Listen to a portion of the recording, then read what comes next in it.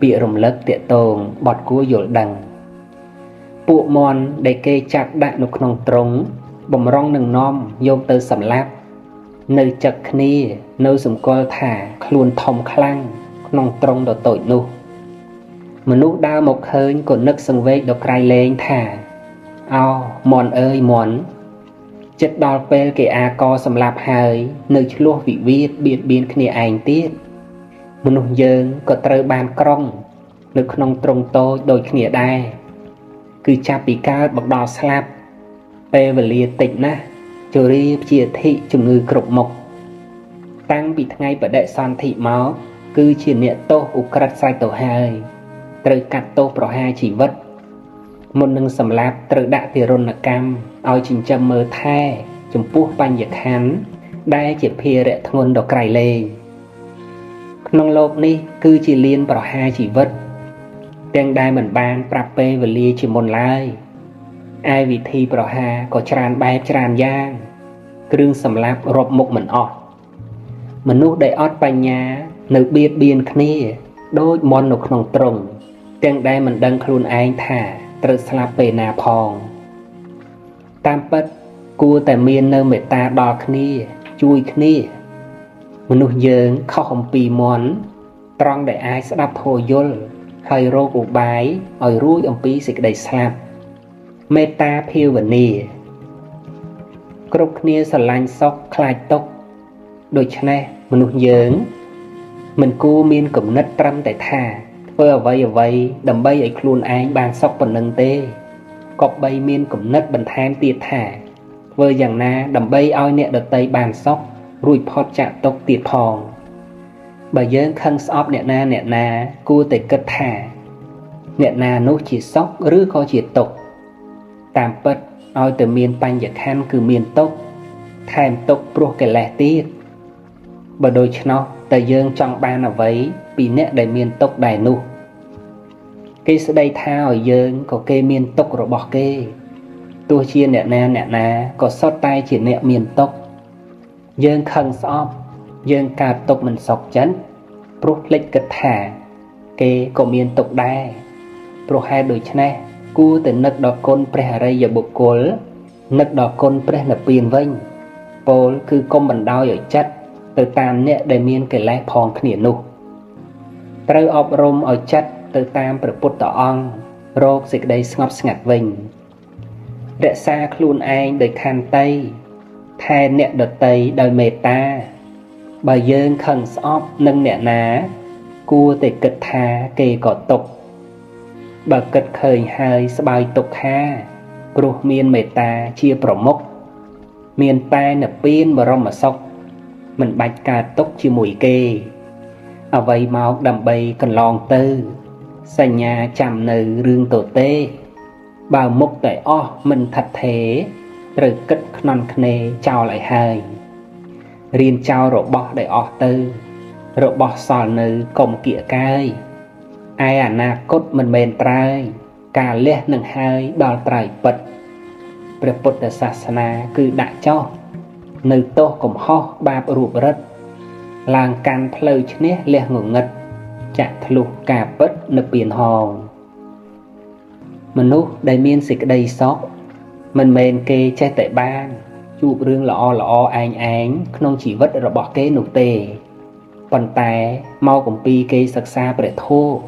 អប់រំចម្រើនកុសលចិត្តគ្រប់មុខទៅធ្វើឲ្យរឿងនោះអារម្មណ៍នោះល្អសម្រាប់ជីវិតរបស់គេដោយពិតវាដូចជាមើមក្ដួចដែលគេធ្វើឲ្យអស់ជាតិពុលហើយបរិភោគជំនួសបាយបានយ៉ាងណាអារម្មណ៍ពឹសពុលអារម្មណ៍ក្តៅអារម្មណ៍ជាគ្រឿងញៀនក៏ដោយសារកិលេសកើតឡើងកាន់យកជាអារម្មណ៍ប៉ុណ្ណោះប៉ុន្តែវាបែរទៅជាអារម្មណ៍ល្អរបស់កុសលធម៌អារម្មណ៍នៃសេចក្តីសុខស្ងប់របស់សមថវិបស្សនាក៏យ៉ាងនោះដែរត្រូវប្រយ័ត្នចំពោះសេចក្តីក្រោធត្រូវប្រយ័ត្នពាក្យពោលនៅពេលខឹងក្រោធគួរតែនៅស្ងៀមសិនព្រោះថាដល់ពេលការខឹងក្រោធនោះវារសាយទៅពាក្យដែលយើងនិយាយនៅពេលខឹងនោះវាមិនបានបាត់អំពីចិត្តរបស់អ្នកស្ដាប់ឮនោះឡើយ ទោះជាយើងសូមអភ័យទោសក៏ដោយវាមិនងាយដូចដើមនោះទេដូច្នេះត្រូវប្រយ័ត្នចំពោះសេចក្តីក្រោធព្រោះវាធ្វើឲ្យបុគ្គលជាទីស្រឡាញ់ទាំងឡាយคล้ายមកជាបុគ្គលគួរស្អប់ធ្វើអ្នកមានគុណឲ្យคล้ายជាសត្រូវធ្វើអ្នកដែលស្រឡាញ់យើងឲ្យคล้ายមកជាអ្នកដែលយើងត្រូវស្អប់ទៅវិញទាំងធ្វើឲ្យពិភពលោកនេះអ៊ូអាប់មិនអាចឲ្យខ្លួនឯងរស់នៅបានទៀតផងទើបមានអ្នកធ្វើអត្តឃាតបើយើងខុសមែនបើកំហុសយើងមែនយើងក៏បីកែខៃលះបង់នៅកំហុសនោះ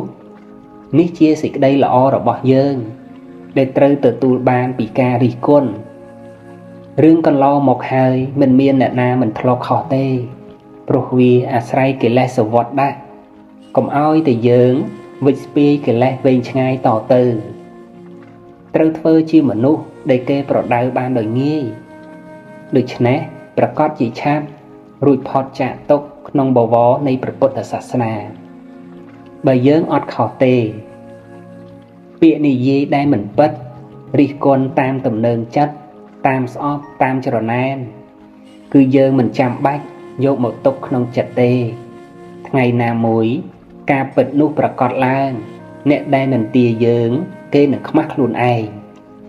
ចំណែកយើងរឹងរិតតែរីករាយក្នុងអំពើល្អដែលយើងបានធ្វើ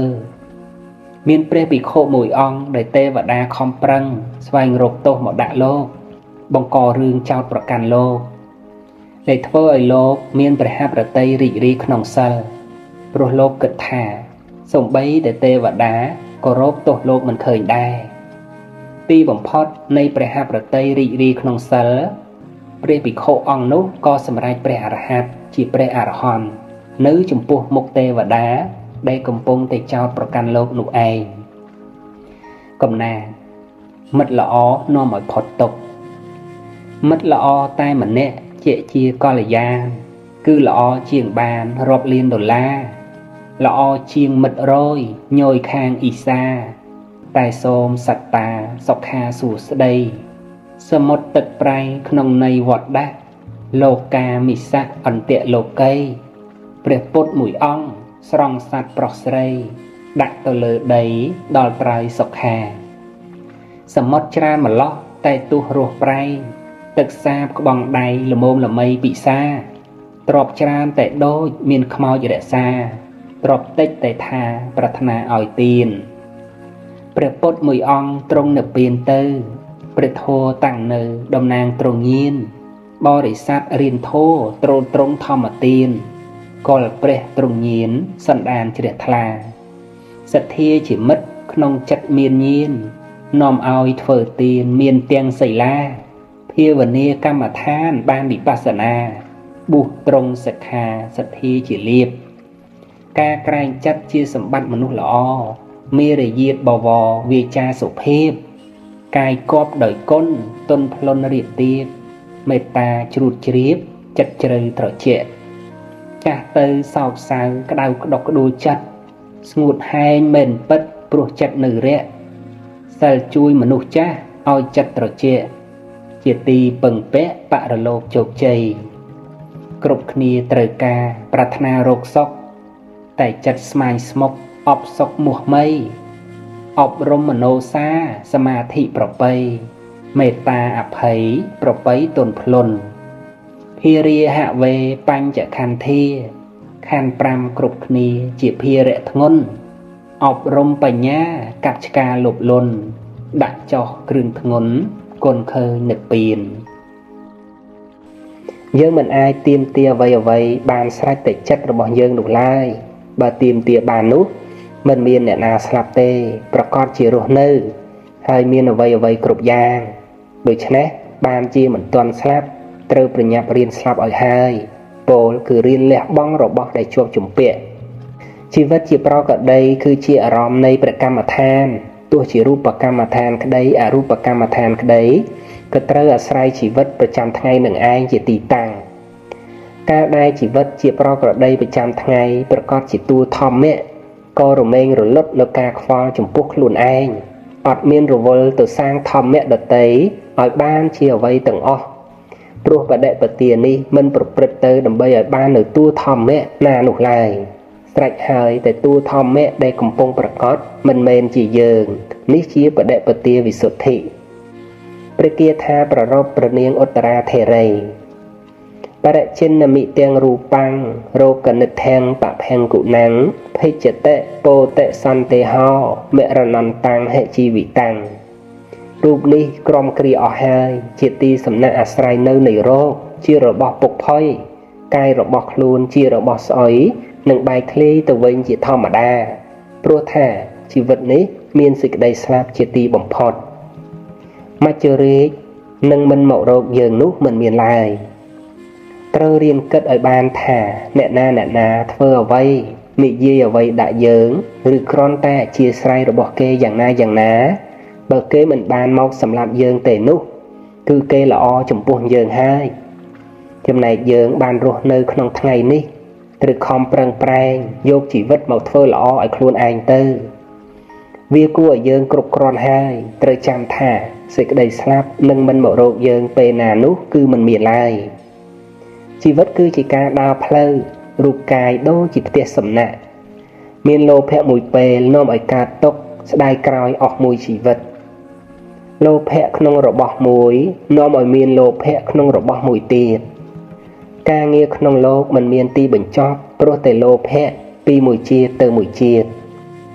បើមិនមានលោភៈទេក៏មិនមានរបស់ដែលគួរឲ្យជាប់ជំពាក់ដែរយើងមានទុក្ខអ្នកដទៃក៏មានទុក្ខដែរគ្រាន់តែគេមិនបានប្រាប់យើងសពគ្រប់ប៉ុណ្ណោះដូច្នេះការមានទុក្ខទៅជារឿងធម្មតារបស់មនុស្សកាលបើយើងមានទុក្ខក្នុងរឿងអ្វីត្រូវពិនិត្យមើលហេតុនៃសេចក្តីទុក្ខនឹងឯងឲ្យឃើញថាហេតុនៃសេចក្តីទុក្ខគឺតណ្ហាដែលមិនចេះគ្រប់ជាមួយនឹងរបស់ដែលមានម្ល៉េះហើយតណ្ហាវារមែងបង្កហេតុនៃសេចក្តីទុក្ខផ្សេងទៀតគឺព្រោះមកអំពីតណ្ហាហេតុណាដែលអាចកែខៃបានក៏កែខៃទៅគឺហេតុណាដែលកែខៃមិនបានទេគឺត្រូវកំណត់ដឹងហើយលះបង់ដោយបហានៈបរិញ្ញាគឺវិបស្សនាញាណនិងមគ្គញាណដូចជារូបកាយដែលកើតមកហើយអញ្ចឹងអ្វីកែបានក៏កែទៅអ្វីដែលកែមិនបានទេទុកឲ្យវាឆេះនឹងភ្លើងក្នុងជាបណដ្ឋានឬកប់ចោលក្នុងផែនដីទៅដូច្នេះទើបមិនមានកង្វល់កំហុសដែលកន្លងទៅហើយយើងអាចកែបានគឺធ្វើថ្ងៃនេះឲ្យល្អជាទីបំផុត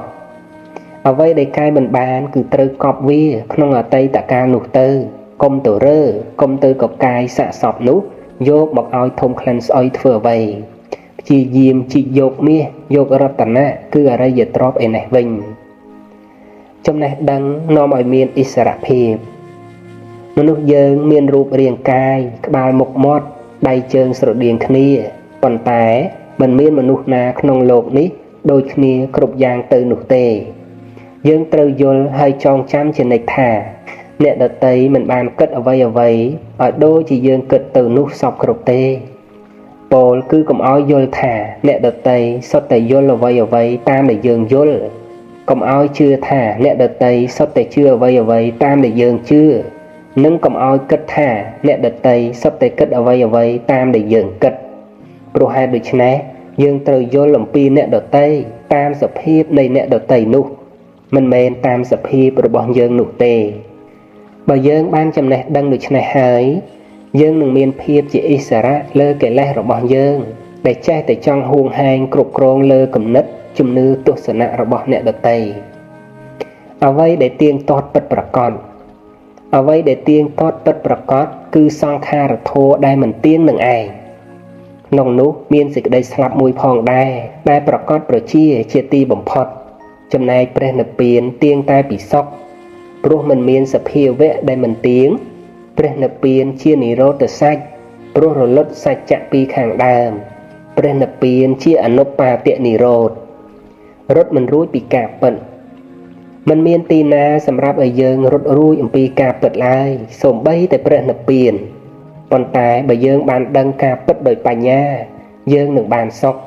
ដូច្នេះចូលកុំទាស់នឹងការពិតកុំចាំបាច់រត់គេចពីការពិតត្រូវសិក្សាការពិតគ្រប់យ៉ាងវិញការពិតជាបរមត្តដោយអត្ថាអនត្តាការពិតចែកជាពីរផ្នែកគឺមួយវត្តៈ មួយទៀតជាវិវត្តដែរពាក្យថាយើងទៅព្រះនិព្វានពាក្យថាយើងជាឈ្មោះនៃបញ្ញខណ្ឌដែលតគ្នាមួយសង្សារវត្តមកនឹងឯងលុះដល់វត្តដាក់អស់បច្ច័យដោយអំណាចអរិយមគ្គវត្តដាក់ក៏ត្រូវដាច់អស់មិនមានជាតិមិនមានភពទៅឈ្មោះថាយើងទៅព្រះនិព្វានបពោលដោយបរមត្តគឺទុក្ខនិងការរលត់ទុក្ខតែប៉ុណ្្នឹងឯង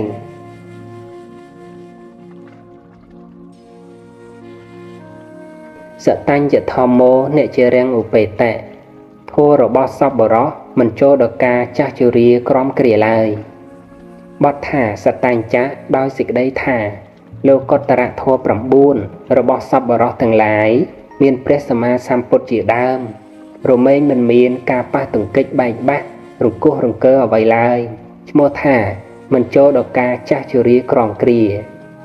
ព្រះភគវីទ្រង់គង់ប្រថាប់នៅព្រះចេតពុនមហាវិហារព្រះអង្គទ្រង់ត្រាស់ប្រារព្ធចំពោះសរីរៈនៃព្រះរាជាដែលព្រះរាជាត្រាស់ថា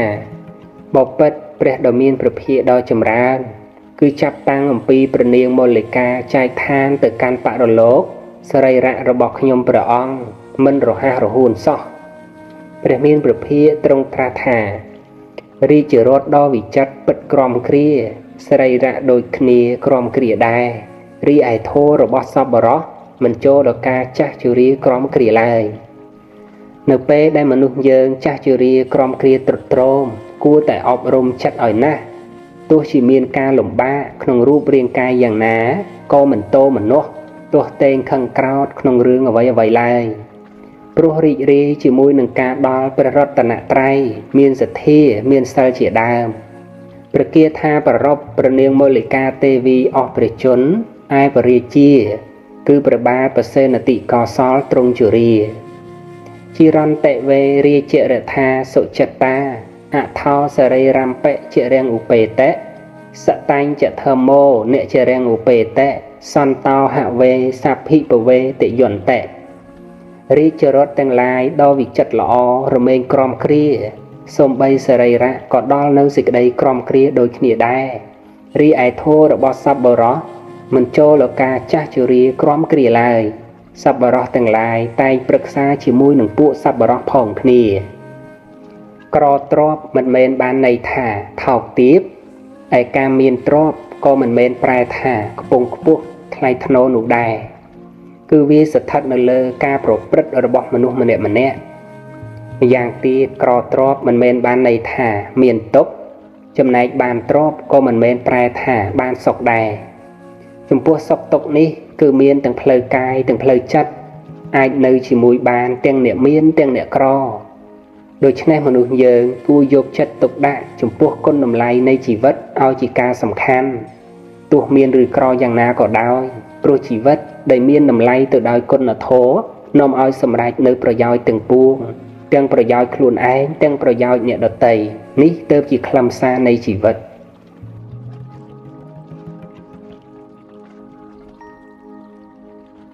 ភ្ញៀវក្នុងជីវិតរបស់យើងរូបកាយរបស់យើងគឺជាផ្ទះសំណាក់នៃរោគគឺថារោគដូចជាភ្ញៀវចូលចេញ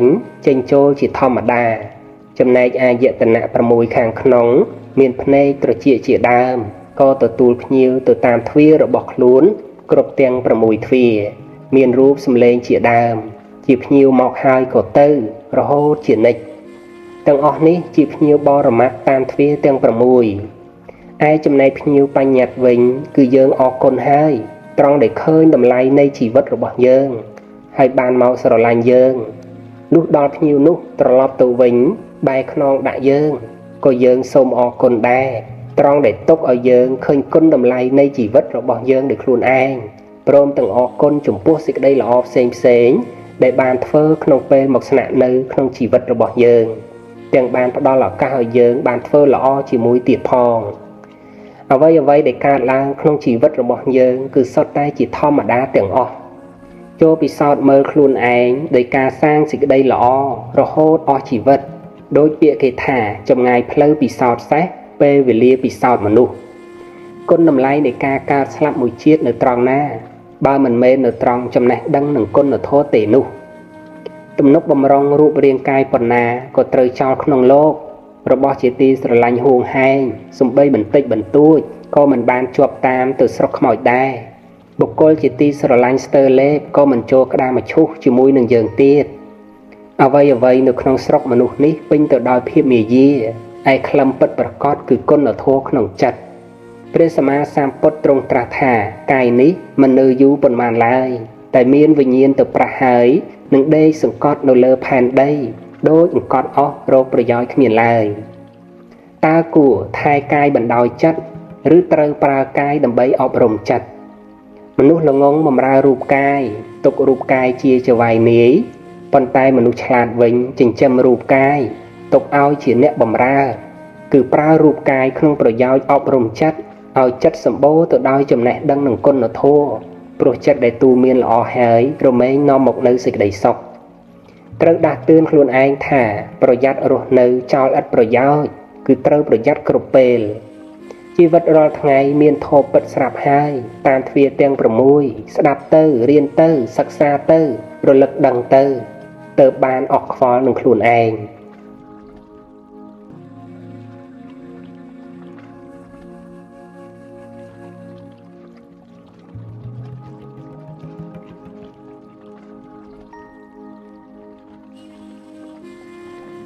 ទុក្ខាជាតៈពុណាពុណាំងទុក្ខទាំងឡាយរឿយឥតស្រាកស្រានព្រោះមកអំពីមានជាតិជាបច្ច័យ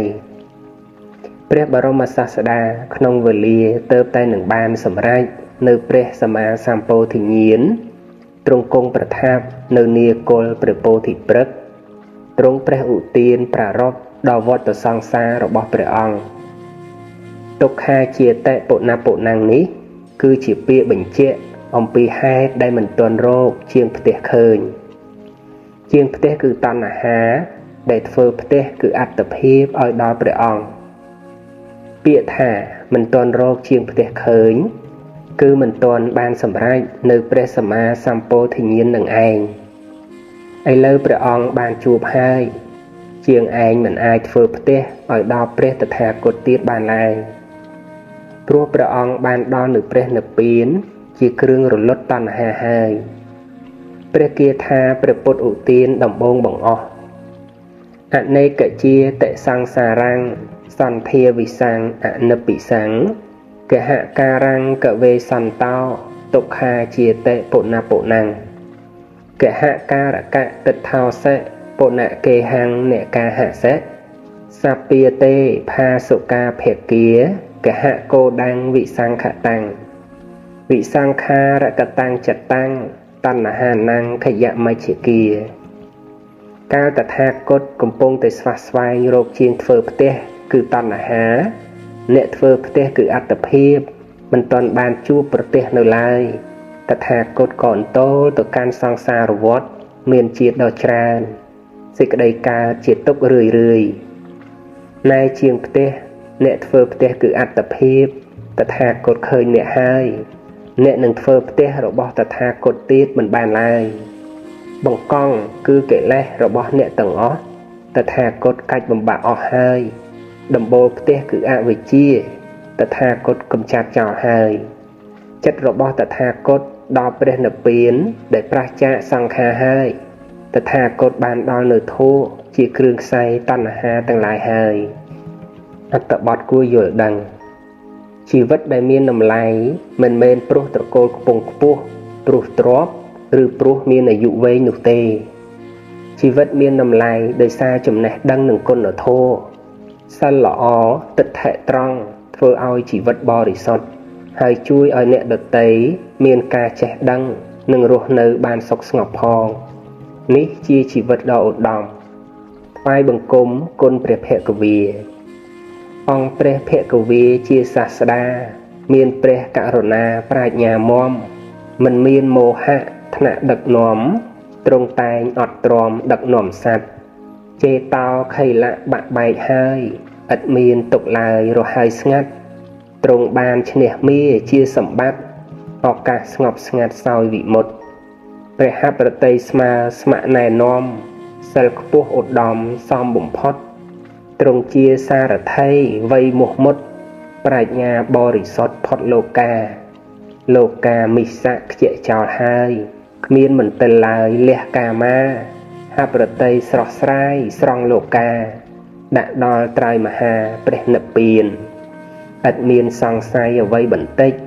បំពេញពុទ្ធកិច្ចក៏ពុទ្ធញាណបុគ្គលក្នុងលោកមកប្រៀបគ្មានសត្វច្រើនកោតលៀនមានទីពឹងសមណៈធោធំបន្ទុំស្រេច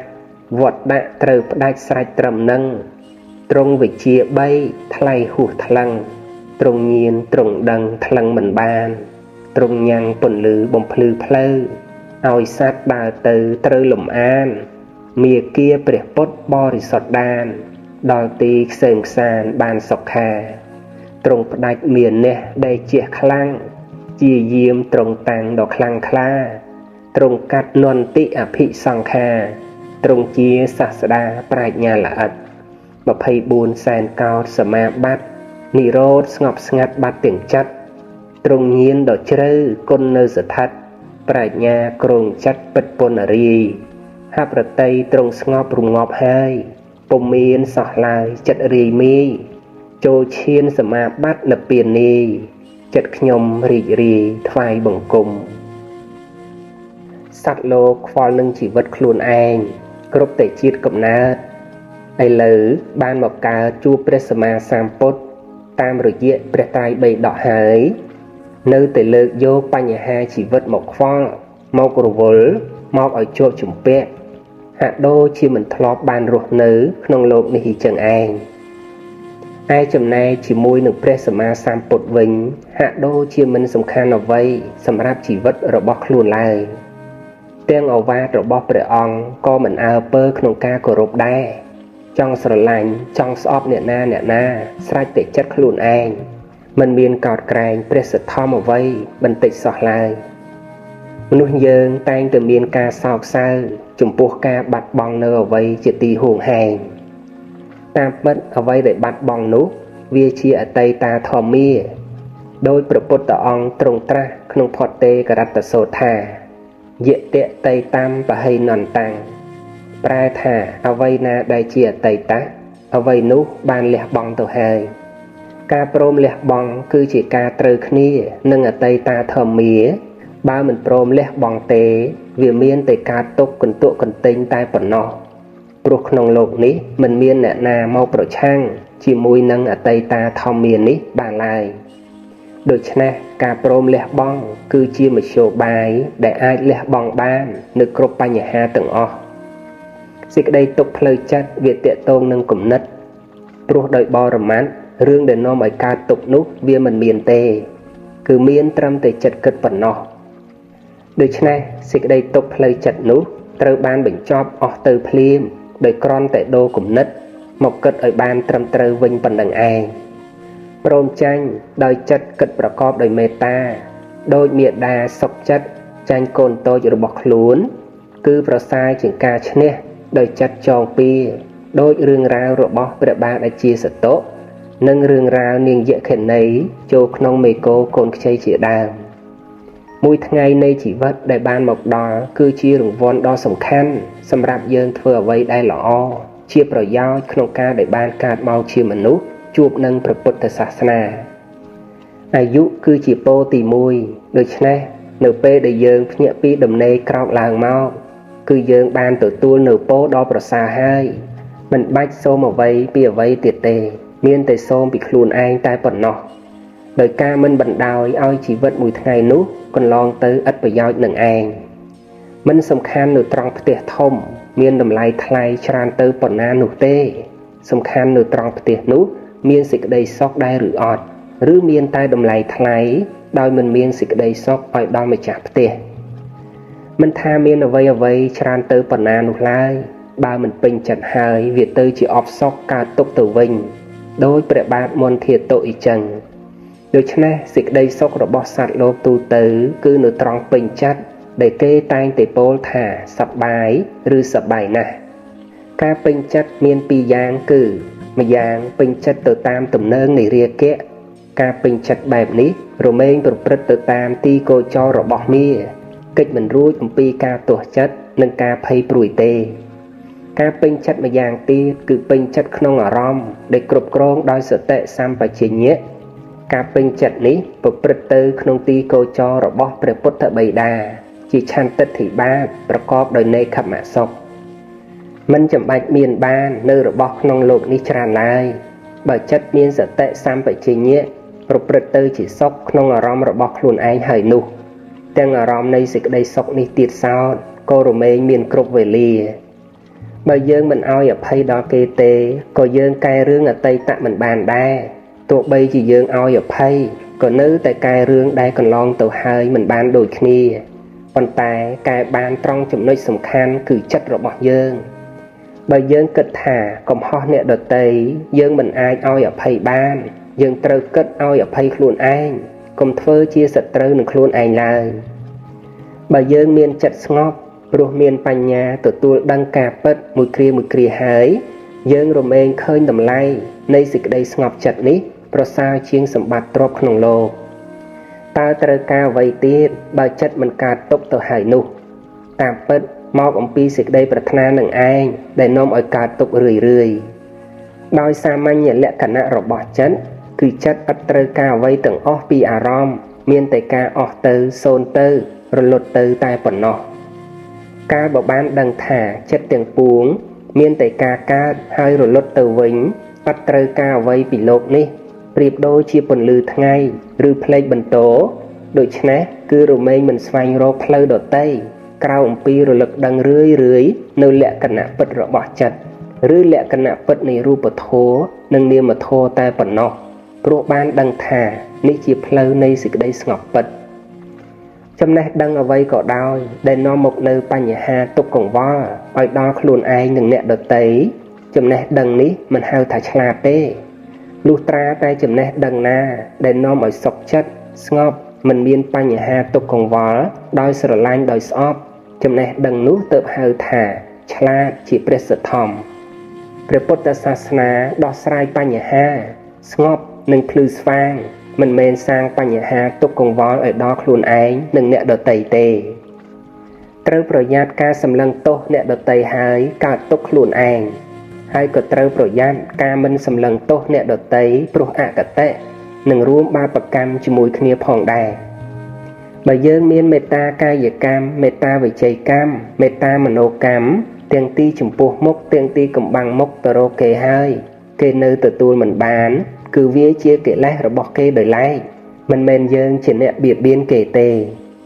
បើយើងកើតទុក្ខមិនសុខចិត្តតើអ្នកណាកើតទុក្ខជំនួសយើងហើយបើពេលនេះយើងមិនសុខស្ងប់ទេតើចាំដល់ពេលអស់ព្រះពុទ្ធសាសនាទៅឬទើបយើងបានសេចក្តីសុខស្ងប់នោះឬក៏ចាំឲ្យអ្នកណាមកសុខស្ងប់ជំនួសយើងព្រះពុទ្ធអង្គទ្រង់ត្រាស់ថាគប្បីលះបង់នៅគ្រឿងជាប់ជំពាក់ក្នុងលោកហើយសម្លឹងសេចក្តីស្ងប់មនុស្សយើងបានជីវិតមួយថ្ងៃហើយនៅកើតទុក្ខរឿងនេះរឿងនោះព្រោះមិនចេះប្រើប្រាស់របស់ដែលមានឲ្យជាប្រយោជន៍រវល់តែចង់បានរបស់ដែលអត់នឹងឯងយើងមិនសុខចិត្តត្រង់ដែលថាគេយករបស់យើងចោះជីវិតនេះព្រមទាំងអ្វីដែលនៅមានទៀតនោះអ្នកណាគេឲ្យយើងការដែលចេះតែទទួលមិនចេះលេងហៅថាប្រកាន់គឺឧបាទាននាំឲ្យកើតទុក្ខបើមិនទទួលយកអ្វីជារបស់យើងទេដូច្នោះយើងក៏មិនមានអ្វីត្រូវបាត់បង់ដែរតណ្ហាដូចជាចោរអញ្ចឹងចាប់យករបស់ក្នុងលោកមកប្រកាន់ថានោះជារបស់អញលទ្ធផលគឺជាអ្នកទោសជប់គុកមច្ចុរាជព្រះពុទ្ធអង្គទ្រង់ឆ្លងរួចហើយព្រះអង្គទ្រង់ត្រាស់សម្ដែងធម៌ឲ្យសត្វលោកបានឆ្លងរួចផងគឺឆ្លងស្ទឹងតណ្ហានឹងឯងល្មមបានហើយគិតល្អល្មមគិតមានសេរីពោលពីអ្វីល្មមប្រយោជន៍ធ្វើការងារល្មមមិនអាសោចទានល្មមយ៉ាងហោចត្រឹមញញឹមមានទ្រព្យល្មមមានកប់ដោយធម៌ដឹងល្មមត្រូវល្អស្រស់ពព្រឹមល្អល្មមខ្លួនឯងមានសង្ឃឹមមិនបាច់តម្រឹមប្រៀបនឹងគេគិតពោលធ្វើទានមានដឹងល្អល្មម7ខល្មមទំនេរល្មមតាមការពិតគ្មានយើងគេគឺហេតុផលទេល្មមបានហើយអត្តាហេអត្តនោនិថោ ខ្លួនជាទីពឹងនៃខ្លួនឯងព្រះអង្គទ្រង់គង់ប្រថាប់នៅនាវត្តចេតពុនទ្រង់ត្រាស់សម្ដែងនៅព្រះធម៌ទេសនាប្រារព្ធភិក្ខុនីជាព្រះមេដានៃព្រះកុមារកស្សបៈហេតុតែខ្លួនឯងជាម្ដាយហើយនៅជាបទុជននឹកអើយសែននឹកគឺនឹកកូនប្រុសដែលព្រាត់ប្រាស់ទៅអស់12ឆ្នាំមានមុខទៅទឹកជោកដោយទឹកភ្នែកនិមន្តទៅបិណ្ឌបាតស្រាប់តែបានជួបកូនតាមផ្លូវស្រែកហៅកូនហើយស្ទុះទៅខ្លួនឯងក៏ត្រូវដួលកាប់មុខខំប្រឹងក្រោកឡើងទៅចាប់កូនទាំងអទាំងអួលអាក់ពុទ្ធោអើយសង្ឃឹមថាបានទទួលពាក្យផ្អែមល្ហែមតបតតែបែរជាកូនពោលថាអ្នកស្ទុះមករកអ្វីប៊ូហើយដូចម្ដេចមិនកាត់នៅសេចក្តីស្រឡាញ់ចោលព្រោះការខកចិត្តក៏បានកាត់នៅសេចក្តីស្នេហាក្នុងបុណ្យសម្រាប់ព្រះអរហន្តក្នុងថ្ងៃនោះឯងព្រះបរមសាស្តាទ្រង់ត្រាស់ប្ររពរឿងនេះឯងទ្រង់ត្រាស់ថាអត្តាហេអត្តនោនិថោព្រះគាថាប្ររពមេដារបស់ព្រះកុមារកស្សបៈមានខ្លួនឯងជាទីពឹងអត្តាហេអត្តនោនិថោកោហេនិថោបរោសិយាអត្តនាហេសុទន្តេនៈនិថាំងលបតិតុលភំ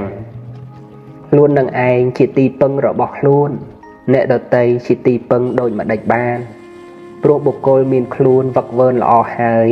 រមែងបាននៅទីពឹងដែលគេបានដោយកម្របណ្ដាបទទាំងនោះបទថានាថោគឺជាទីពឹងពុំអ្នកព្រះដ៏មានព្រះភិទ្រង់ត្រាស់ពាក្យនេះទុកថាបុគ្គលតាំងនៅក្នុងខ្លួនគឺសម្បូរហើយដោយខ្លួនដែលខ្លួនអាចនឹងធ្វើកុសលហើយបានឋានសួគ៌ឬញ៉ាំងមគ្គឲ្យចម្រើនធ្វើឲ្យជាក់ច្បាស់នៅអរិយផលដល់ព្រមដោយអត្តសម្បទាព្រោះហេតុនោះឯងខ្លួននឹងឯងជាទីពឹងរបស់ខ្លួនក្នុងបទថានាថាំងលបតិតុលភំនេះព្រះដ៏មានព្រះភិទ្រង់ត្រាស់សម្ដៅយកព្រះអរហន្តរៀនរស់នៅឲ្យសប្បាយចិត្ត 1. រំលឹកដល់អំពើល្អដែលយើងបានធ្វើបើយើងនឹកឃើញដល់អំពើមិនល្អកុំបន្ទោសខ្លួនឯងត្រូវយល់ដឹងថាវាជាវដ្តសង្សារមិនមានអ្នកណាធ្វើកិលេសឲ្យខ្លួនឯងទេ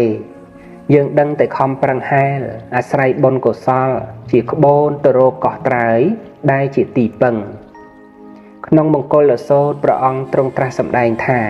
កិរិយាមិនត្រេកអរក្នុងបាបនិងកិរិយាវាចាបាបជាមង្គលដ៏ឧត្តម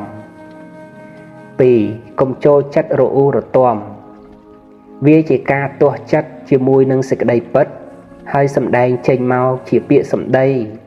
ក្រៅអំពីធ្វើឲ្យអ្នកដទៃទទួលអារម្មណ៍មិនល្អហើយវានៅធ្វើឲ្យខ្លួនយើងคล้ายជាអ្នកមានទម្លាប់រអ៊ូរទាំជាប់ជាឧបនិស្ស័យក្នុងចិត្តឥតប្រយោជន៍ការទាស់ចិត្តវាជាមេរមាស់ដោយពិតប៉ុន្តែមិនត្រូវយកការរអ៊ូរទាំមកអេះឬមកដោះស្រាយនោះឡើយគឺត្រូវអាស្រ័យមេត្តាធម៌និងបញ្ញាចូលឲ្យដល់ការពិតក្នុងរឿងនោះទើបអាចរងាប់នៅការទាស់ចិត្តបាន 3. រៀនឲ្យកម្លាំងចិត្តដល់អ្នកដទៃវាមិនមានអ្វីលំបាកនោះទេបើយើងបានអប់រំនៅមេត្តាចិត្តទាំងតាំងខ្លួនធ្វើជាកល្យាណមិត្តនៃអ្នកដទៃនោះគឺអាចធ្វើបានដោយងាយទាំងដែលជារបស់សំខាន់ណាស់ជាអាយុជីវិតនៃការរស់នៅផងជាអាយុជីវិតនៃការងារផងព្រោះមនុស្សអស់កម្លាំងចិត្តអាចសម្លាប់ខ្លួនបានយើងគួរតែរកឱកាសសរសើរលើកទឹកចិត្តដល់អ្នកដទៃឲ្យត្រូវទៅតាមសេចក្តីពិតនិងសមគួរតាមកាលៈទេសៈដោយមិនត្រូវចេះតែបញ្ចូលខុសរឿងនោះទេព្រោះការសរសើរឲ្យកម្លាំងចិត្តមិនមែនត្រឹមតែធ្វើឲ្យអ្នកដទៃមានសេចក្តីសុខប៉ុណ្ណោះឡើយនៅធ្វើឲ្យយើងឃើញសេចក្តីសំខាន់នៃខ្លួនយើងត្រង់ដែលមានសមត្ថភាពឲ្យសេចក្តីសុខសេចក្តីចម្រើនកើតប្រយោជន៍ដល់អ្នកដទៃទៀតផងទុកដូរជាវត្ថុដ៏ស័ក្តិសិទ្ធិមួយផងដែរ 4. ស្ដាប់ព្រះធម៌តាមអធ្យាស្រ័យបានអានព្រះត្រៃបិដកហើយគប្បីកត់ទុកនៅចំណុចដែលយើងពិរោះជាពាក្យដូចជាអុជប្រទីបក្នុងទីងងឹតមានខ្លឹមសារបើផ្ងាគឺកត់ទុកក្នុងសៀវភៅមួយ សម្រាប់អានដាស់តឿនចិត្តខ្លួនឯងនៅពេលក្រោយៗ 5. នឹកដល់អ្នកដែលលំបាកជាងយើងបាននៅរស់ហើយគួរតែចេះស្កប់ស្កល់មានមនុស្សច្រើនណាស់ដែលសុខចិត្តអស់ប្រាក់ច្រើនប៉ុណ្ណាឲ្យតែបានជីវិតនៅរស់ទីបំផុតបានបាត់បង់ជីវិតទៅហើយខ្លះទៀតកំពុងតែលំបាកព្រោះឈឺខ្លះលំបាកព្រោះក្ររហេមរហាមខ្លះលំបាកព្រោះបញ្ហាក្រុមគ្រួសារឡាយើងគួរតែមានស្មារតីប្រើប្រាស់របស់ដែលនៅមានដូចជាភ្នែកត្រចៀកជើងដៃពាក្យសម្ដីចិត្តគំនិតជាដើមឲ្យកើតប្រយោជន៍ដល់ខ្លួនយើងផងដល់អ្នកដទៃផងទាន់ពេលដែលរបស់ទាំងអស់នេះនៅប្រើប្រាស់បានត្រូវចេះគិតឲ្យយល់ថាក្នុងโลกនេះមិនមានអ្វីដែលសំខាន់សម្រាប់យើងឲ្យដូចជាខ្លួនយើងជាមនុស្សល្អនោះឡើយបើចេះគិតយល់ដូច្នេះទើបយើងមិនក្រវល់ក្រវាយច្រើនទៅរកការមានបានអ្វីក្រៅអំពីសន្សំបុណ្យនោះឯង 6. ចេះជួយអ្នកដទៃមិនថារឿងងាយរហូតដល់ទៅការងារជួយជីវិតសុទ្ធតែជាការងារឲ្យយើងសប្បាយចិត្តតាមក្រោយក្រៃលែងណាស់ហើយជាបុណ្យកុសលធំដុំទៀតផងដូចជាការឲ្យទានបើអ្នកទទួលក៏សប្បាយចិត្តអ្នកឲ្យក៏បានសប្បាយចិត្តទាំងអស់គ្នាដូច្នេះតើយើងគួរឲ្យឱកាសដ៏ល្អបែបនេះកន្លងទៅទទេឬសិលក្តីអភិយទានក្តីសុទ្ធតែជាការងារឲ្យខ្លួនឯងបានសុខទាំងអស់ត្រូវចាំថាបើឲ្យអភ័យគេមិនបានទេក៏គួរគិតឲ្យអភ័យដល់ខ្លួនឯង 7. ចេះឲ្យពរដល់អ្នកដទៃត្រូវតែជាវាចាចេញអំពីមេត្តាចិត្តពិតការដែលមានមេត្តាចិត្តគិតឲ្យអ្នកដទៃបានសុខមានសំណាងល្អយើងក៏រលឹកដល់ហេតុនៃសេចក្តីសុខនោះហើយសាងសេចក្តីល្អឲ្យដល់ខ្លួនឯងមិនបៀតបៀនអ្នកដទៃដោយកាយឬដោយពាក្យសម្ដីបញ្ឈឺចិត្តអ្វីឡើយបុគ្គលគួរបដិបត្តិក្នុងសេចក្តីនេះថារក្សាខ្លួនឯងដោយខន្តីរក្សាអ្នកដទៃដោយមេត្តារក្សាស្រុកដីដោយសិក្សារក្សាសាសនាដោយបដិបត្តិ 8. បញ្ឈប់គំនិតដែលគិតខ្វល់តាមពិតគំនិតដែលគិតឲ្យបានសុខមានដែរតើចេះតែគិតឲ្យកើតទុកធ្វើអ្វីដូច្នេះដើម្បីឲ្យសម្បូរគំនិតល្អចេះគិតឲ្យសុខស្ងប់ត្រូវខំអានព្រះត្រៃបិដកនិងខំស្ដាប់ធម៌ស្រង់យកចំណុចសំខាន់មកគិតពិចារណាឲ្យយល់មានសទ្ធាមានសិលនិងមានបញ្ញាចម្រើនឡើងកាលណាបើយើងស្វែងរកជួបនូវខ្លឹមសារនៃជីវិតហើយយើងនឹងបានរស់នៅយ៉ាងរីករាយជាមួយនឹងសម្បត្តិខ្លឹមសារក្នុងជីវិតរីឯគំនិតគិតខ្វល់ជាទុកក្នុងរឿងផ្សេងក៏រសាយទៅព្រះពុទ្ធអង្គទ្រង់ត្រាស់សម្ដែងថាអ្នកប្រាជ្ញរក្សាសេចក្តីមិនប្រមាទដូចជាគេរក្សានៅទ្រព្យដ៏ប្រសើរ 9. ចេះឲ្យតម្លៃនៃជីវិតខ្លួនឯងនេះមិនមែនជាការលើកតម្កើងខ្លួនដោយមាននេះឬខំប្រឹងអួតខ្លួនឯងនោះទេព្រោះពាក្យថាតម្កល់ខ្លួនឲ្យប្រពៃក្តីស្រឡាញ់ខ្លួនក្តីរក្សាខ្លួនក្តីពឹងខ្លួនឯងក្តីឲ្យតម្លៃខ្លួនឯងក្តីពាក្យថាខ្លួនក្នុងន័យទាំងអស់នេះបានដល់កុសលធម៌ជាលោកីនិងលោកុត្តរៈដែលជារបស់ខ្លួនឯងមិនមែនជាកុសលធម៌របស់អ្នកដទៃនោះឡើយបុគ្គលធ្វើអំពើអាក្រក់ឈ្មោះថាមិនចេះឲ្យតម្លៃនៃជីវិតខ្លួនឯងមិនបានតម្កល់ខ្លួនឲ្យប្រពៃដូច្នេះពាក្យថាចេះគិតឲ្យតម្លៃនៃជីវិតខ្លួនឯងគឺចេះគិតតម្កល់ខ្លួនឲ្យប្រពៃក្នុងសទ្ធាសិលសុតៈចាគៈនិងបញ្ញាក៏គឺជាគំនិតដែលគិតរៀបចំឲ្យរង្វាន់ដល់ខ្លួនឯងឲ្យខ្លួនឯងរួចពីសភាពថោកទាបរួចពីទុក្ខកង្វល់បានដល់បរមសុខ 10. សេពគប់ជាមួយនឹងអ្នកអត់បញ្ហាគឺបានសេចក្តីថាអ្នកណាដែលចេះជួយដោះស្រាយបញ្ហាឲ្យយើងបានសុខស្ងប់ឲ្យយើងមានបញ្ញាអ្នកនោះមិនដែលនាំរឿងខ្វាយខ្វល់ចង្អៀតចង្អល់មកដល់យើងគឺនាំឲ្យតែយើងសប្បាយចិត្តក្នុងផ្លូវព្រះធម៌អ្នកនោះហើយដែលយើងក៏បីសេពគប់ចំណែកបុគ្គលដែលមានលក្ខណៈផ្ទុយអំពីនេះក៏គប្បីជ្រាបតាមការដោយសមគួរហើយបដិបត្តិឲ្យបានសមរម្យសម្រាប់ប្រយោជន៍ទាំងអស់គ្នាត្រូវចេះនៅជាមួយនឹងលោកនេះ នៅជាមួយខ្លួនឯងឲ្យចេះស្ងប់ចិត្ត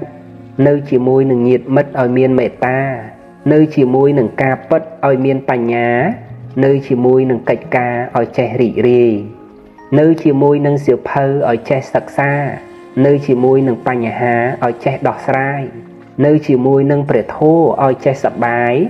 នៅជាមួយនឹងចិត្តកាយឲ្យមានកម្មដ្ឋាននៅជាមួយនឹងម៉ែឪឲ្យមានកតញ្ញូនៅជាមួយនឹងអាចារ្យគ្រូឲ្យចេះតាមដាននៅជាមួយនឹងបណ្ឌិតឲ្យចេះចិត្តប្រាណនៅជាមួយនឹងមិត្តកល្យានឲ្យចេះរក្សានៅជាមួយនឹងអ្នកធំឲ្យចេះកោតក្រែងនៅជាមួយនឹងគ្នាឯងឲ្យចេះករុណានៅជាមួយនឹងបញ្ញខណ្ឌឲ្យចេះវិបស្សនានៅជាមួយនឹងសង្ខារឲ្យចេះលះបង់កុំតែកើតទុកទៅបានសុខហើយមនុស្សយើងប្រើប្រាស់ពេលវេលាមួយជីវិតដើម្បីស្វែងរកសេចក្តីសុខដោយមិនបានដឹងថាត្រឹមតែការមិនកើតទុកប៉ុណ្ណោះ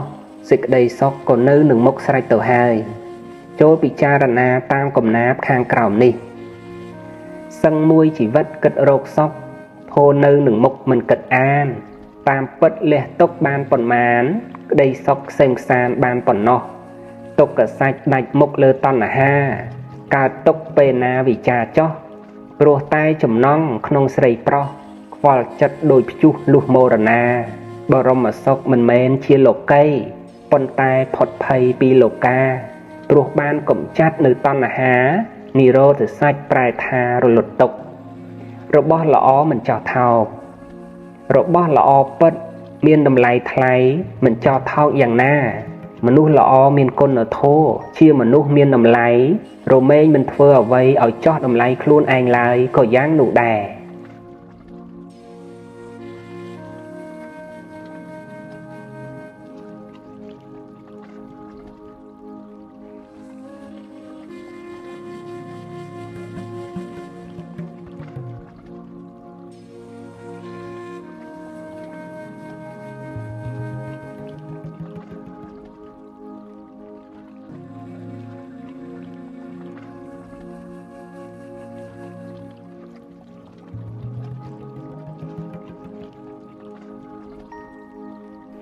សុទ្ធិអសុទ្ធិបច្ចតាំងបរិសុទ្ធនឹងមិនមែនបរិសុទ្ធជារបស់ចំពោះខ្លួនព្រះអង្គទ្រង់គង់ប្រថាប់នៅវត្តចេតពុនព្រះអង្គទ្រង់ប្រារព្ធឧបាសកឈ្មោះចលកាឧបាសកស្ដាប់ព្រះធម៌ពេញមួយយប់ចេញអំពីវត្តទៅកាន់ក្រុងសាវត្ថីជន់ដានចោលអ្នកស្រុកនាំគ្នាចាប់ដោយចោទថាជាចោរប៉ុន្តែបាននាងកុំភទាសីជួយនិយាយហេតុផលពួកអ្នកស្រុកក៏ដោះលែងឧបាសកវិញទៅភិក្ខុទាំងឡាយជ្រាបដំណឹងបានក្រាបទូលព្រះដ៏មានព្រះភិក្ខថាចលកាលឧបាសកបានជីវិតដោយសារនាងកុំភទាសីព្រះដ៏មានព្រះភិក្ខទ្រង់ត្រាស់ថាបាបដែលបុគ្គលធ្វើហើយដោយខ្លួនឯងរមែងសៅមងដោយខ្លួនឯងបាបដែលបុគ្គលមិនបានធ្វើហើយដោយខ្លួនឯងរមែងបរិសុទ្ធដោយខ្លួនឯងចលកាលឧបាសកបានជីវិតព្រោះនាងកុំភទាសីនិងព្រោះខ្លួនឯងមិនបានធ្វើបាបកម្មនោះទុកមកព្រះគាថាប្រារព្ធចលកាលឧបាសករួចខ្លួនពីការចោទប្រកាន់ថាជាចោរអត្តនាវកតាំងបាបាំងអត្តនាសង្កលិសតៈអត្តនាអកតាំងបាបាំងអត្តនាវវិសុជតៈសុទ្ធិអសុទ្ធិបច្ចតាំងនាញោអញ្ញੰវិសោធយេអ្នកធ្វើបាបដោយខ្លួនឯងរមែងសៅមងខ្លួនឯងអ្នកមិនធ្វើបាបដោយខ្លួនឯងតែងបរិសុទ្ធស្អាតខ្លួនឯងសេចក្តីបរិសុទ្ធនិងមិនបរិសុទ្ធជារបស់ចំពោះខ្លួនអ្នកដតីនឹងធ្វើឲ្យអ្នកដតីបរិសុទ្ធពុំបានឡើយបរិសុទ្ធគឺកុសលកម្មនិងមិនមែនបរិសុទ្ធគឺអកុសលកម្មជារបស់ចំពោះខ្លួនរមែងផលិតនៅផលចំពោះក្នុងខ្លួននៃបុគ្គលអ្នកធ្វើកម្មទាំងឡាយក្នុងការចប់ប្រធោទេសនាចលកាលឧបាសកបានតាំងនៅហើយក្នុងសោតាបតិផលពាក្យរំលឹកផ្សេងនៅពេលដែលយើងជួបអ្វីបានអ្វីត្រូវនឹករលឹកឲ្យរឿយថាអ្វីគ្រប់យ៉ាងសុទ្ធតែមានអាយុខៃគឺការអស់អាយុនឹងឯងដូច្នេះសេចក្តីសំខាន់គឺនៅត្រង់ការដែលយើងចេះមើលថែគ្នា នឹងចាត់ចែងប្រើប្រាស់អ្វីៗឲ្យបានសម្រេចជាប្រយោជន៍ទាន់ពេលវេលាយើងមិនអាចធ្វើល្អហើយមានការគប់ចិត្តដល់មនុស្សគ្រប់គ្នាបានឡើយព្រោះអ្នកដែលគេមិនចូលចិត្តយើងគេតែងតែទោះចិត្តនិងពោលបង្អាប់យើងជានិច្ចទោះជាយើងខំធ្វើល្អបានយ៉ាងណាក៏ដោយគឺក្នុងโลกនេះមានអ្នកដែលត្រេកអរក្នុងការធ្វើខ្លួនឯងឲ្យជាសត្រូវនឹងអ្នកដទៃជាមនុស្សច្រើនដោយអំនួតអួតអាងដូច្នេះការងារណាឲ្យតែគប់គួរនិងសតិសម្បជញ្ញៈខ្លួនឯងព្រមទាំងត្រឹមត្រូវតាមធម៌របស់សប្បុរសផងនោះយើងក៏បីធ្វើការងារនោះឲ្យបានល្អជាទីបំផុតទៅ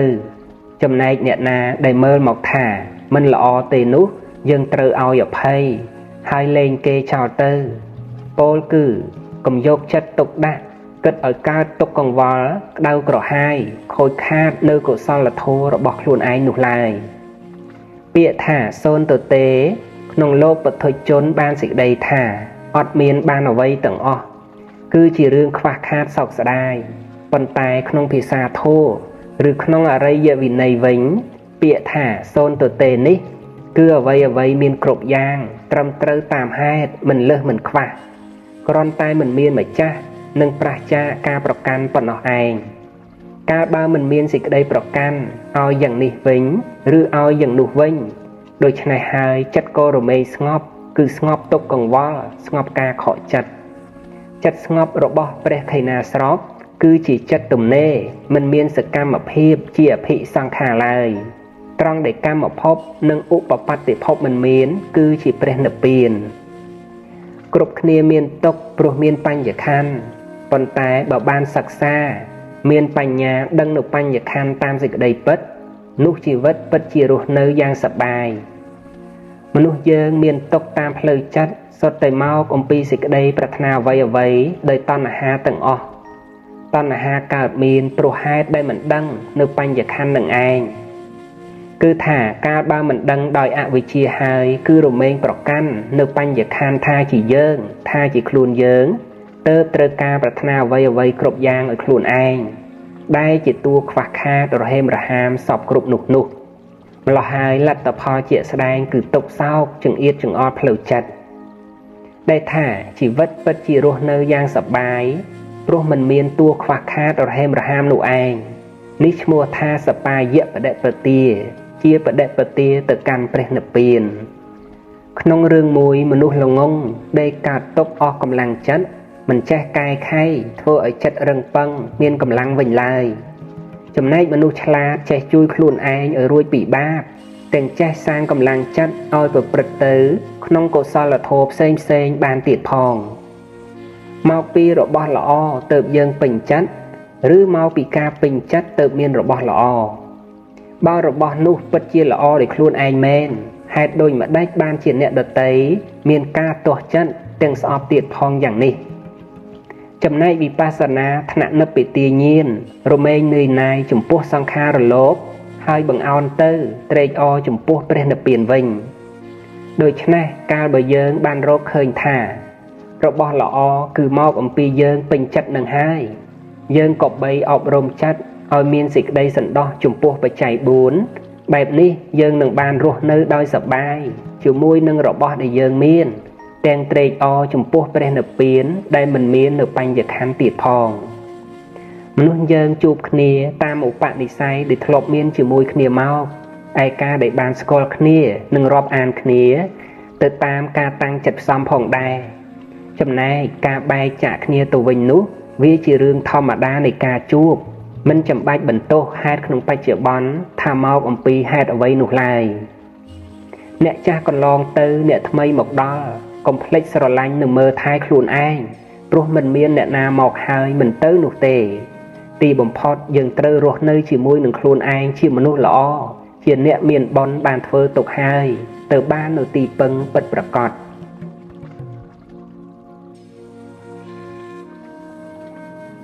ហើយនាងធម្មអ្នកសេវយៈបុគ្គលមិនគួរសែបធម៌ដ៏ថោកទាបព្រះបរមសាស្តាព្រះអង្គទ្រង់គង់ប្រថាប់នៅព្រះចេតពុនមហាវិហារទ្រង់ប្រារព្ធភិក្ខុកំឡោះមួយអង្គភិក្ខុអង្គនោះឆ្លោះជាមួយនឹងចៅស្រីរបស់លោកយាយវិសាខា ដើមរឿងមកអំពីលោកសើចនិងចៅស្រីរបស់លោកយាយចំណុចត្រង់ដែលលោកសើចលេះលោះដោយខ្វះការសង្រួមនេះឯងឈ្មោះថាសែបនៅធរថោកទាបហើយនេះជាលក្ខណៈនៃសេចក្តីប្រមាទបទថាហើយណាំងធម្មមៀងក្នុងទីនេះជាឈ្មោះនៃកាមគុណ5ព្រោះកាមគុណ5ជារបស់ថោកទាបសំបីតែសត្វតិរច្ឆានក៏សែបបានទាំងជាធរនាំសត្វទៅកើតក្នុងទីទាបមាននរកជាដើមទៀតផងភិក្ខុនោះមិនព្រមតាមការសម្រោះសម្រួលរបស់អ្នកណាឡើយសំបីតែព្រះឧបជារបស់លោកលុះព្រះបរមសាស្តាស្ដេចយាងទៅដល់ហើយទើបព្រមស្ដាប់ព្រះអង្គដោយអាងថាព្រះអង្គទ្រង់ជ្រាបនៅការពិតអង្គព្រះសាស្តាទ្រង់ទូលមាននៅភិក្ខុកំឡោះនោះដោយព្រះគាថាដូច្នេះថាហើយនាងធម្មមៀងអ្នកសេវយៈបមាតេអ្នកសង្វសេមិឆាទិដ្ឋੰអ្នកសេវយៈអ្នកសយាលោកវត្ថណោបុគ្គលមិនគួរសែបធរថោកទាបមិនគួរនៅដោយសេចក្តីប្រមាទមិនគួរសែបមិឆាទិដ្ឋិមិនគួរជាមនុស្សចង្អៀតលោកឡើយភិក្ខុស្ដាប់ហើយបានតាំងនៅក្នុងសោតាបត្តិផល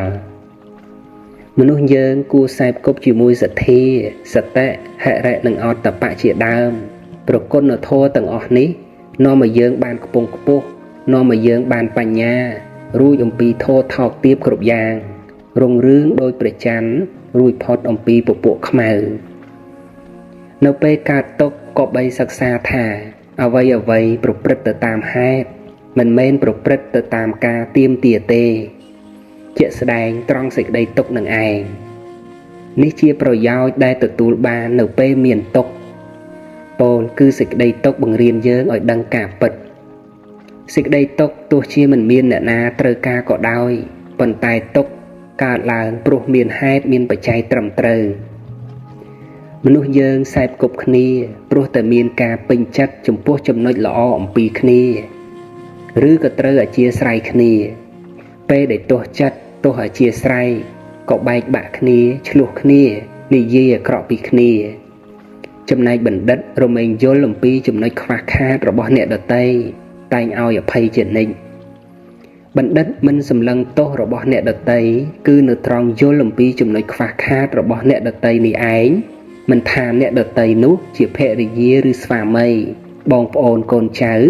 ឬក៏អ្នកក្រៅសន្តានណាឡើយពាក្យថាសម្លឹងទោសអ្នកដទៃគឺជាការសម្លឹងចាប់ទោសចាប់កំហុសសង្កត់សង្កិនអ្នកដទៃដើម្បីលើកដំកើងខ្លួនឯងកើតទៅជារឿងឆ្លោះត្រង់នេះព្រះពុទ្ធអង្គទ្រង់សម្ដែងនៅក្នុងបិដកលេខ48ទំព័រ134អំពីកម្លាំង8យ៉ាងគឺ1រោណពលាភិក្ខវេទារកាមនាលភិក្ខុទាំងឡាយពួកក្មេងមានការយំជាកម្លាំង2កោថពលាមាតុគាមាពួកមាតុក្រាមមានសេចក្តីក្រោធជាកម្លាំង3អវុធពលាចោរាពួកចោរមានគ្រឿងអាវុធជាកម្លាំង4អិសរយៈពលារាជាណោពួកព្រះរាជាមានអិសរៈជាកម្លាំង5ឧច្ឆតពលាពាលាពួកជនពាលមានការលើកទោសគឺការសម្លឹងទោសជាកម្លាំង6និច្ឆតពលាបណ្ឌិតាពួកបណ្ឌិតមានការរំពឹងគិតគឺការមិនសម្លឹងទោសជាកម្លាំង7បដិសង្ខានពលាពហុសតាពួកពហុសោតមានការពិចារណាជាកម្លាំង8ខន្តិពលាសមណៈព្រាមណាពួកសាមណៈព្រាហ្មណ៍មានការអត់ធន់ជាកម្លាំងពោលដោយបរមត្ថក្នុងលោកនេះមិនមានអ្នកណាធ្វើទោសកំហុសឲ្យខ្លួនឯងទេគឺព្រោះអកុសលមូលលោភៈទោសៈមោហៈជាបច្ច័យទើបមានអកុសលកម្មកើតឡើងបណ្ឌិតមិនមែនមិនដឹងទោសថាជាទោសតាមពិតនោះទេប៉ុន្តែបណ្ឌិតរមែងសម្លឹងរកប្រយោជន៍ឲ្យបានសម្រេចដល់ខ្លួនឯងនិងអ្នកដទៃប្រយោជន៍គឺសេចក្តីសុខស្ងប់និងសេចក្តីចម្រើនទៅដោយបញ្ញាមិនមានការរក្សាអ្វីណាឲ្យបាននៅទីពឹងដូចជាការរក្សានៅសេចក្តីល្អរបស់ខ្លួនឯងឡើយអ្វីណាដែលបានមកដល់ជីវិតយើងតាមរយៈទ្វារទាំង6មានទ្វារភ្នែកជាដើមគឺអ្វីនោះ មកដើម្បីសិក្សាប៉ុណ្ណោះមិនមែនមកដើម្បីឲ្យហួងហែងទេជនទាំងឡាយតែងសោកសៅព្រោះហេតុតែហួងហែងអ្វីជារបស់ខ្លួននឹងឯងបើដឹងខ្លួនថាលំបាកក្នុងចិត្តជាមួយនឹងអ្វីជុំវិញខ្លួននេះជាសញ្ញាដាស់តឿនបញ្ជាក់ប្រាប់ថាត្រូវប្រញាប់ចម្រើនចិត្តស្ងប់ក្នុងកុសលធម៌ឲ្យចិត្តតាំងនៅក្នុងអារម្មណ៍ល្អត្រជាក់និងភ្លឺស្វាងព្រះអាទិត្យពេលរះឡើងក៏ភ្លឺស្វាងរុងរឿងមានដេះជះរស្មីត្រចះត្រចង់ដល់ពេលលិចក៏ល្អស្អាតគួរឲ្យគយគន់ទាំងក្នុងរវាងការរះនិងការលិចព្រះអាទិត្យបានញ៉ាំងប្រយោជន៍យ៉ាងអស្ចារ្យក្នុងភពផែនដីយ៉ាងណាមនុស្សយើងកើតមកគួរតែធ្វើខ្លួនឯងឲ្យមានសេចក្តីសុខនិងមានប្រយោជន៍ដល់អ្នកដទៃជុំវិញខ្លួនដល់ពេលចាក់លោកនេះទៅក៏ទៅយ៉ាងល្អស្អាតមានការចងចាំទុកថាជាមនុស្សគំរូល្អសម្រាប់អ្នកជំនាន់ក្រោយយ៉ាងនោះឯង